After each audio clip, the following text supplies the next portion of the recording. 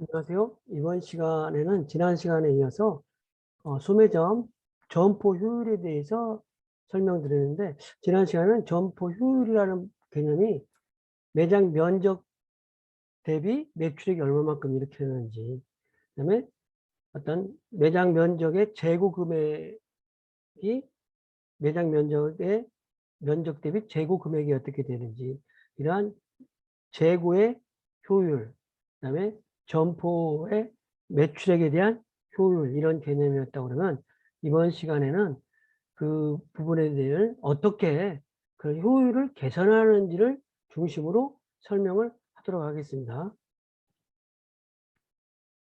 그래서 판매 효율을 높이는 어떤 진열량을 어떻게 전개할 것인지, 그다음에 매장 면적이 만약에 비좁다고 그러면 비좁은 매장 면적을 어떻게 한계를 극복해서 고객들로 하여금 넓게 느껴지게 할 것인지, 그리고 또 마그넷 공간이라고 그래서 어떤 점포의 점투라든지, 뭐 백화점 같으면 광장 같은 데 있잖아요. 이런 것들을 통해서 고객들의 집객도라든지 주목도를 높이는 것이 점포의 매출을 높이는 효과가 있을 수 있는데, 이러한 부분은 어떻게 하는 것인지, 마지막으로는 점포 내 광고를 통해서 실제로 들어온 고객들로 하여금 얼마만큼 구매로 연결시키는 것인지, 이렇게 해서 전체적으로 점포 효율을, 매출액을 동일한 평이지만 매출 효율을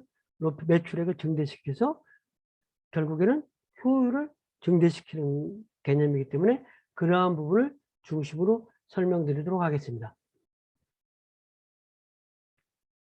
판매율을 높이는 진열량의 할당인데, 여기는 이제 뭐 사례는 남대문의 이색매장이라고 하는 부분이 있다고 하는데, 그러니까 그 신세계 백화점 본점 뒤에 남대문 시장 또 뒤에 매사라고 하는 어떤 그 쇼핑몰이 있어요. 그런 쇼핑몰에 사실은 고객들의 관심이라든지 이런 부분이 좀 떨어지는데, 이렇게 어떤 보석 감정사가 특별한 전문적인 지식을 가지고 특별하게 어떤 상품을 취급하다 보니까 이렇게 언론에도 홍보도 되고, 그런 것을 통해서 고객들이 또 찾아가기도 하고, 이런 부분이 어떤 그 광고를 통해서 매장을 방문하는 효과죠.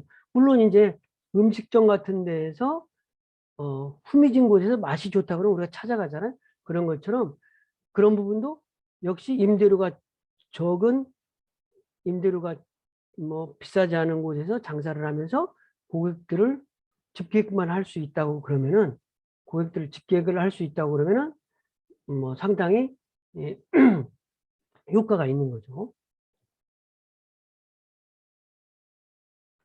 그래서 진열이라고 하는 부분을 페이싱이라고 하는데, 이 진열이라는 개념에서 페이싱이라는 개념을 소매점에서 많이 쓰는데, 이거는 용어를 여러분들이 알아두었으면 하겠습니다. 페이싱이라고 하는 거는 뭐냐면, 소비자가 소매점에 찾아갔을 때 소비자가 볼 수 있도록 상품을 정면으로 진열해 놓은 부분, 그런 부분을 일정한 면적의 정면으로 진열하는 부분을 페이싱이라고 그래요. 그래서 페이싱은 상품을 정면으로 진열하여 소비자가 상품의 차이라든지 특징을 알 수 있도록 진열하는 방법이다. 그러니까 페이싱이라고 하는 부분은 백화점이라든지 이런 데 개념보다는 슈퍼마켓이나 편의점에 가보면 우리가 페이싱을 잘 볼 수 있는데, 그러니까 소비자가 편의점에 갔을 때 진열되어 있는 컵라면 코너에 가면 컵라면 상품, 뭐 새우탕면, 신라면, 우동통면, 뭐 여러 가지 상품들이 있잖아요. 그 상품들마다 고객들을 바라보게 하면서 어떤 잘 팔리는 상품은 두 줄, 안 팔리는 상품은 한 줄, 이게 주면서 고객들을 바라보도록 진열량을 이렇게 진열되어 있잖아요. 이런 부분을 페이싱이라고 그런다는 거죠. 근데 이 페이싱이라고 하는 건 전부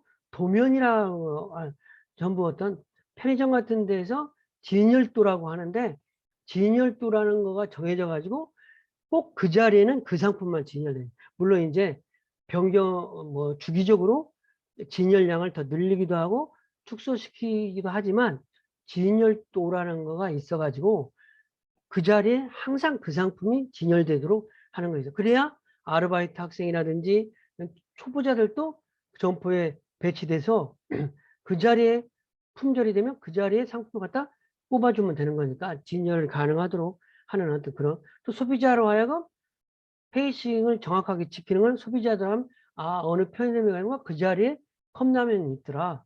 그 자리에 과자가 있더라. 과자도 뭐 여러 가지가 있잖아요. 뭐 양파깡, 감자깡, 뭐 여러 가지. 그다음에 뭐 오징어 오징어 땅콩 뭐 여러 가지, 또 그다음에 스낵도, 그러니까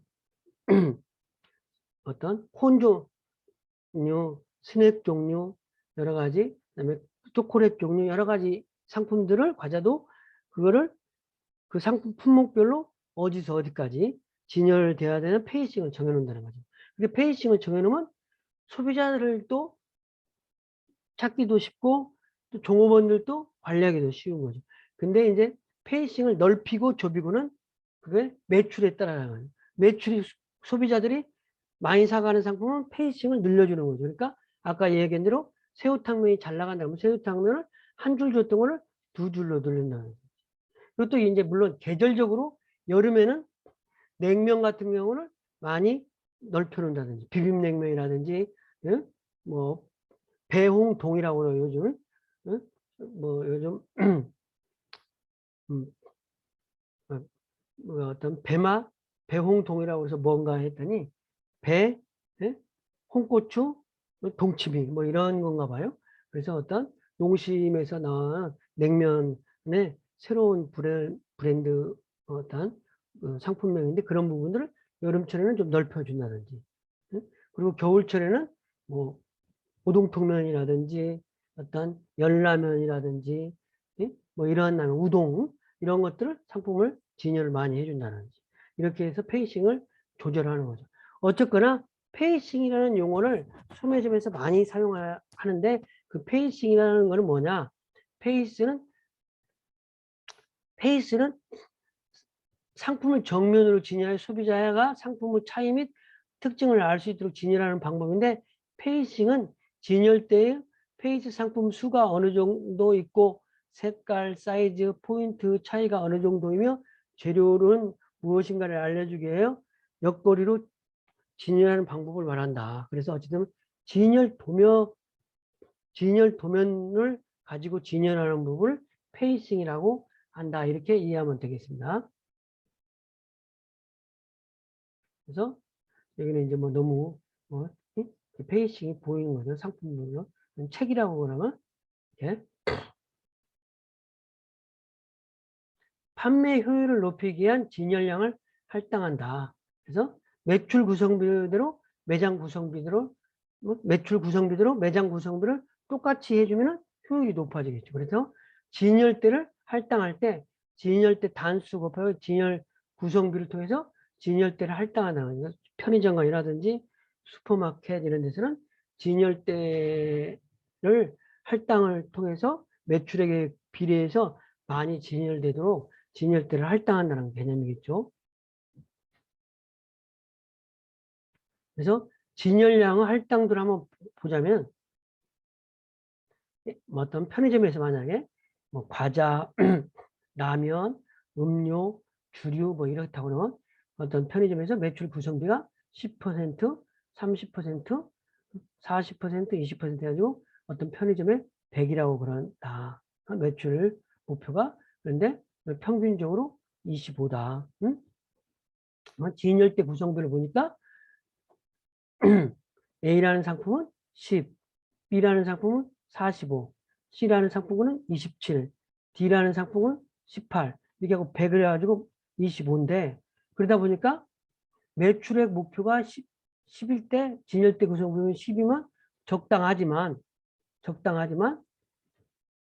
만약에 매출 목표가 30인데 진열대 구성비가 45면 너무 많은 매장 면적이 너무 많은 상품이 진열되어 있다는 거죠.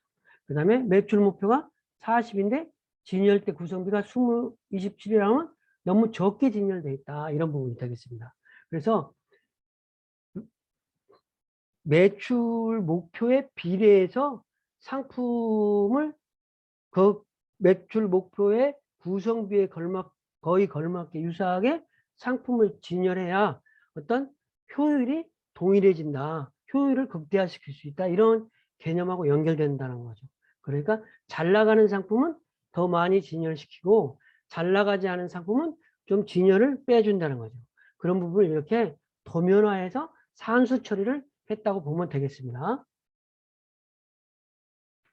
매장 면적에 한계가 있을 때 어떻게 하느냐. 그러니까 만약에 편의점이 20평 가지고 시작을 했는데 옆에 아파트 단지라든지 오피스 그다음에 원룸촌들이 많이 들어가지고 매장 면적이 비좁다. 그랬을 때는 밖에 점두에 뭐 점두에 어떤 테이블을 놓는다든지 아니면 점두에 아이스크림을 빼놓는다든지 뭐 이렇게 해가지고 매장 면적이 넓게 공간을 넓게 쓸 수 있겠죠. 그런 것처럼 할인점의 이제 사례인데 할인점에 기둥을 활용해서 매장 효율을 높인 사례라는 거죠. 그러니까 여기는 이제 기둥도 매장이다 이런 부분인데 뭐 이렇게 설명보다는 하나의 사진을 보면 알 수 있겠죠.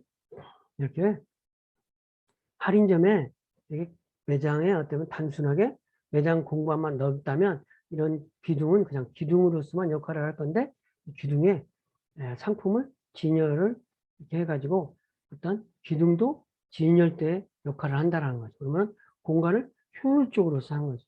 그러니까 뭐 편의점이 매장 갑작스럽게 10평만 하는데 원룸촌이 막 들어오고 인근에 아파트가 늘어나면 공간을 옆에 10평을 더 얻어서 매장 면적을 20평으로 넓히면 가장 좋겠지만 그러지 못할 경우에는 뭐 점두에 테이블을 놓는다든지 아이스크림 매장을 밖으로 빼놓는다든지 뭐 이렇게 통해서 매장 면적을 효율적으로 공간을 쓰는 것과 유사한 부분이겠죠. 그래서 진열 집기의 어떤 높이로 또 진열량을 변화시킬 수도 있는 거죠. 근데 점포의 전체 어떤 최적이라고 그러면 점포의 정면하고 깊이하고 진열 집기 높이에 따라서 진열량이 달라지는 거겠죠. 그래서 점포 형태별로 좀씩 달라지는 거죠. 편의점이라든지 슈퍼마켓, 할인점 이런 데는 상품을 많이 진열해 놓은 특히 할인점 같은이라든지 창고형 할인점은 상품을 많이 진열해 놓는 것이 주목점이라고 한다면 백화점이라든지 전문점 같은 경우는 너무 많은 상품을 진열하는 것보다는 고객들이 보기 쉽게 선택하기 쉽게 소량으로 진열하는 것도 방법일 수 있다는 거죠. 그래서 점포 형태별로 어떤 진열 집기라든지 높이를 차별화를 통해서 진열량이 달라진다는 거죠. 그래서 전문점 같은 경우는 진열 집기 높이가 한 1.3m. 그래서 1층형 원스톱 쇼핑이 가능하도록 큰 전문점 같은 경우는 어떤 1층에 뭐, 어, 뭐 가구 전문점이라든지 보석 전문점이라든지 뭐 그런 거 있잖아요. 피아노 전문점이라든지 악기 전문점 이런 데에서는 1층에 큰 넓은 매장에 상품들을 진열해 놓으면 된다는 거죠. 그다음에 할인점 같은 경우는 1.5에서 1.8m의 진열집기 높이로 가격 소구하고 볼륨감을 연출하는 거고 창고형 매장 같은 경우는 창고형 매장은 뭐 그, 트레 그 신세계에서 하는 뭐그 트레이더스라든 매장이라든지 그다음에 코스트코 같은 경우에는 창고형 할인 매장이 되겠죠. 그다음에 이마트라든지 롯데마트 경우는 할인점이라는 할인점 형식이 되는 거고 그래서 전문점 같은 경우는 1.3m 진열 집기에 진열 방법의 변화를 준다든지 진열 집기에 연결 대수를 줄인다든지 이런 방법으로 점포를 만드는 거고 할인점 같은 경우는 진열 집기 뒷판은 뭐 시스루로 해서 전망을 확보하는 너무 이렇게 칸막이가 되면 점포가 넓어 보이지 않으니까 진열 집기는 높게 하는 대신에 옆에를 볼 수 있도록 한다는 거죠. 그다음에 창고형 매장 같은 경우는 천정으로부터 뭐 천막을 설치한다든지 대형 POP 광고로 매장을 안내한다든지 이런 방법을 통해서 어떤 진열량을 넓히고 확대하는 부분이 되겠습니다. 진열짓기 높이의 어떤 결정과 대책이라는 부분은 그러니까 전문점, 할인점, 창고형 매장의 진열짓기 높이가 다른데 그런 부분이 왜 다른지 이러한 부분에 대한 개념을 조금 더 설명하면 전문점가들은 점포 전체의 전망을 확보할 수 있게 해줘야 된다는 어떤 그런 것도 있고 원스톱 쇼핑의 편리성과 전문성을 강조해야 되기 때문에 어떤 진열짓기는 1.3m 정도로 해서 높지 않게 해서 고객들로 하여금 원스톱 쇼핑도 가능하고 어떤 매장의 전문성도 높일 수 있도록 이렇게 진열을 하는 거고 할인점 같은 경우는 매장 집기 면적을 1.5에서 1.8m 정도로 하는데 이렇게 할인점 같은 경우가 1.5에서 1.8m로 진열 집기를 높이는 이유는 어떤 전망도 확보하면서 볼륨감이 약간 떨어진다는 거죠. 1.5m일 때는 1.8m는 볼륨감을 확보할 수 있지만 또 전망이 나빠진다. 어떤 그런 단점은 있겠죠. 그렇지만 이런 부분을 잘 조합해서 어떤 할인점에서 진열을 하는 거고 창고형 점포 경우에는 트레이더저스라든지 코스트코 같은 경우는 뭐 진열짓기가 높잖아요. 이런 데는 볼륨감을 최대한 강조해서 점포 안내를 위해서 POP 광고가 중요하고 슈퍼 그래픽 처리 같은 걸로 대형 POP 광고를 통해서 점포를 안내해서 고객들의 시선도 높은 곳까지도 갈 수 있도록 하는 진열 방법을 쓴다라는 거겠죠.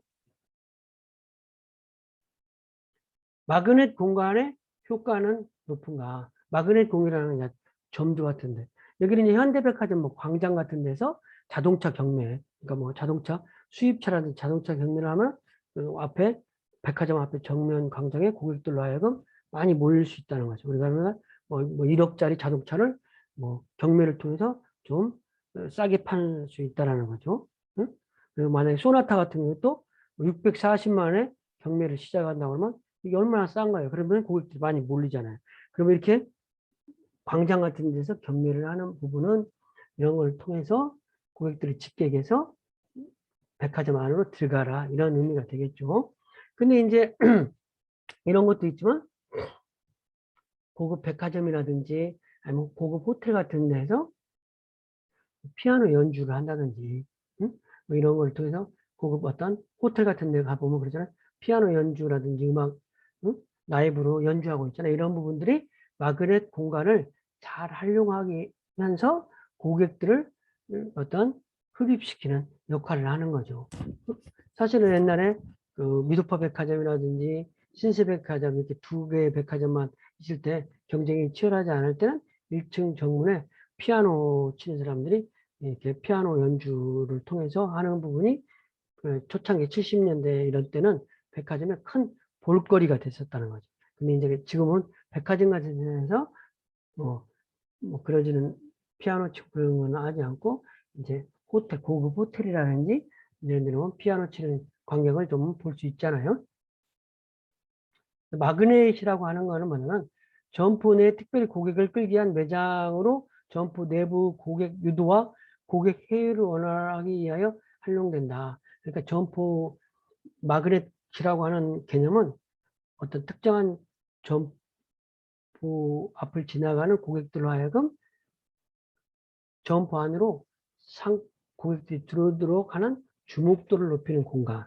응? 아니면 또 점포 내에서도 어떤 특정한 점포가 뭐 1층부터 10층까지 있다면 3층 같은 데에 마그넷 공간을 해가지고 그 3층으로 고객들을 흡입하는 역할.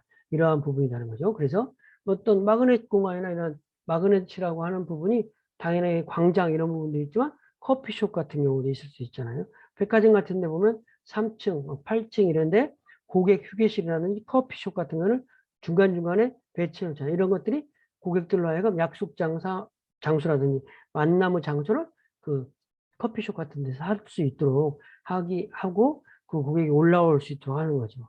그리고 뭐 백화점에 뭐 8층 광장에 뭐 이벤트 매장 거기서 뭐 공연도 한다든지 문화센터가 9층에 있어가지고 문화센터라든지 식당가 이런 부분을 통해서 고객들이 식당가를 가기 위해서 백화점 매장을 들려서 식당가를 가면 자연스럽게 매장을 순회할 수 있다는 거죠. 그런 공간이 마그넷이라고 하는 것이라고 할 수 있겠습니다.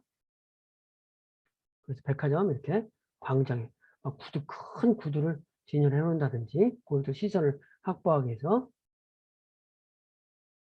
그래서 마그넷 파워라는 개념도 있는데 이건 뭐냐면 마그넷 공간에서 고객이 멈춘 수, 공간에서 통행객 수가 그러니까 10명이 지나가다가 7명이 멈췄다든지 이런 거가 있을 수 있는 거죠. 그래서 이런 거를 비율로 한번 보다는 건데 이런 비율이 실제로 쓰인다면 이런 부분을 뭐 계량화할 수 있다 이렇게 이해하면 되겠어요. 그러니까 마그넷 파워가 있다 이런 거는 어떤 그 점포에 마그넷 파워가 있다 그러면 그 점포에 그 마그넷 공간은 주목도가 높다 이렇게 볼 수 있는 거죠. 그러니까 어떤 뭐 코엑스몰에 뭐 마그넷 공간은 어떤 주목도가 있다. 어?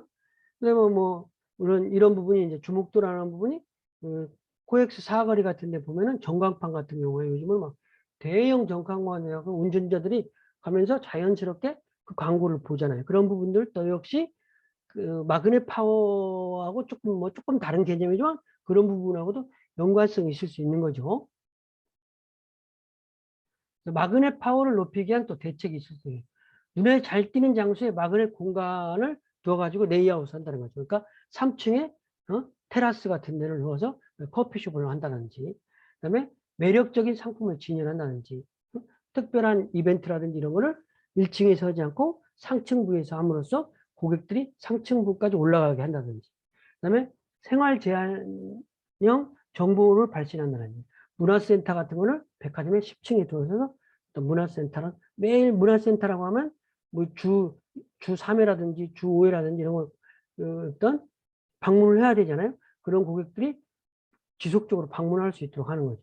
그다음에 POP 광고를 게재한다든지, 그다음에 색상의 적절한 조화를 통해서 어떤 진열을 한다든지 이런 부분이 되겠습니다.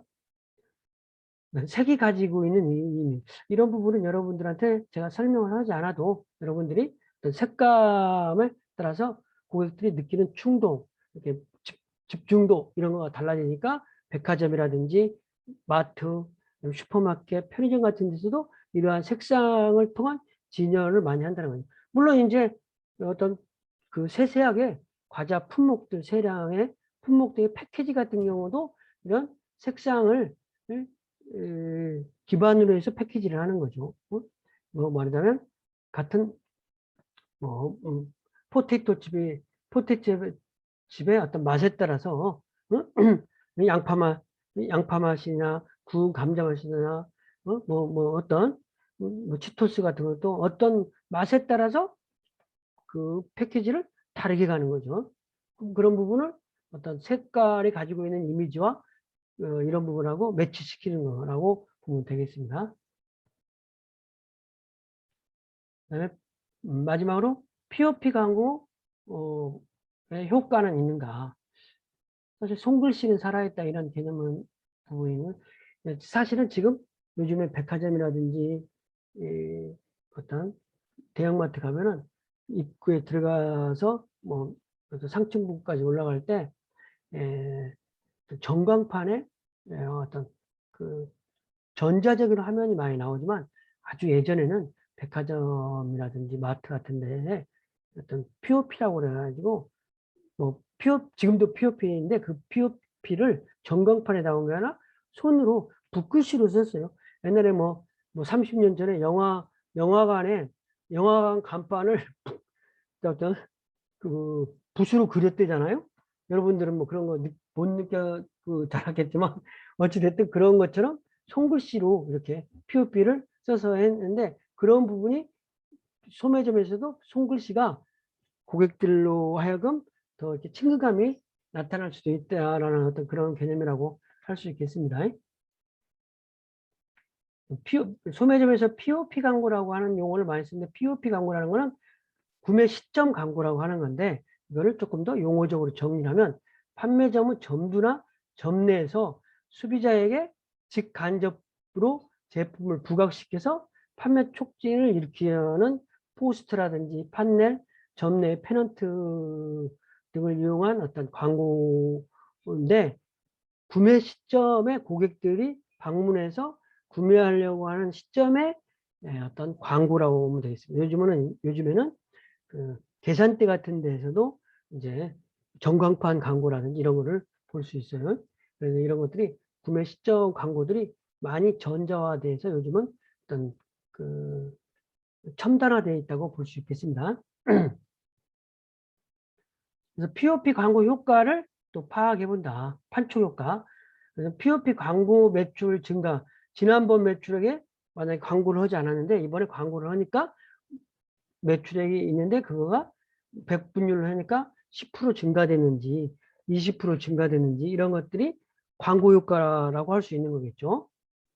그래서 POP 광고 효과라고 하는 부분은 만약에 슈퍼마켓에서 파는 상품을 샴푸, 면도, 치약 이 세 가지 상품에서 지난주에는 POP를 개시 않고 팔으니까 18만 3천 원을 팔았다 이거죠. 근데 이번 주에는 POP 광고를 해가지고 팔아보니까 이렇게 22만 원 팔았다. 그러니까 POP 광고를 통해서 매출액이 12만 원이다. 물론 이제 시즌이 달라서 어떤 그 이번에는 뭐 물론 샴푸, 면도, 치약이야 시즌 차이가 크게 차이가 나지 않겠지만 참외 같은 수박 이런 것만 해더라도 5월 달 초하고 6월 달하고 5월 달에 참외를 먹는 부분도 많이 있기도 6월 달에 더 먹을 수 있잖아요. 그렇게 비교를 하면 안 되겠죠. 왜냐하면 시즌이 제 시즌에 가면 갈수록 매출이 늘어나니까.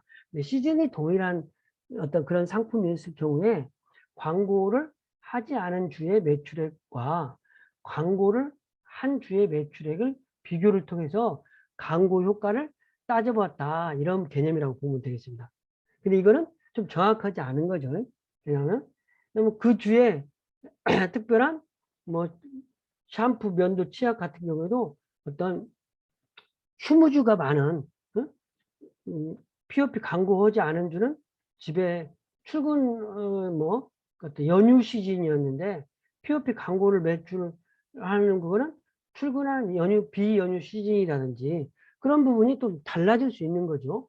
그런 부분에서 좀 달라질 수도 있지만 여기는 시즌은 동일하다는 시즌 하에 지난주에 광고를 하지 않은 주의 매출액과 광고를 한 주의 매출액을 비교해서 얼마만큼 증가되는지, 그래서 증가된 양을 광고 효과라고 본다는 거죠.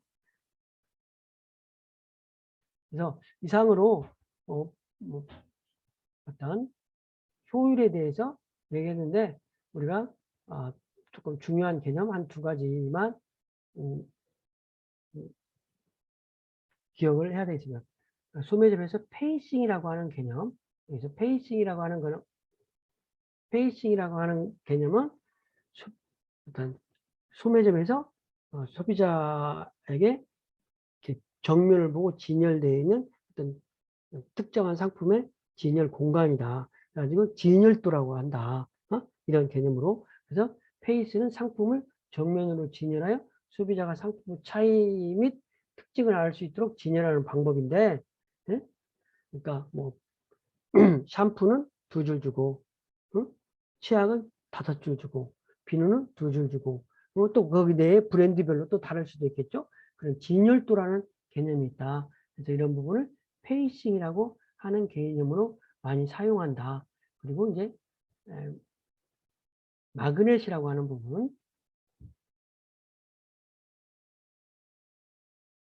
마그넷이라고 하는 부분, 점포 내에 특별히 고객을 끌기 위한 매장으로 점포 내부에 고객을 유도하고 고객 회의를 원활하게 사용된 공간을 마그넷이라고 한다. 그다음에 마지막으로는 POP 광고라는 부분, 구매 시점 광고를 POP 광고라고 한다. 이러한 사항을 알아두시면 되겠습니다. 이상 강의를 마치겠습니다.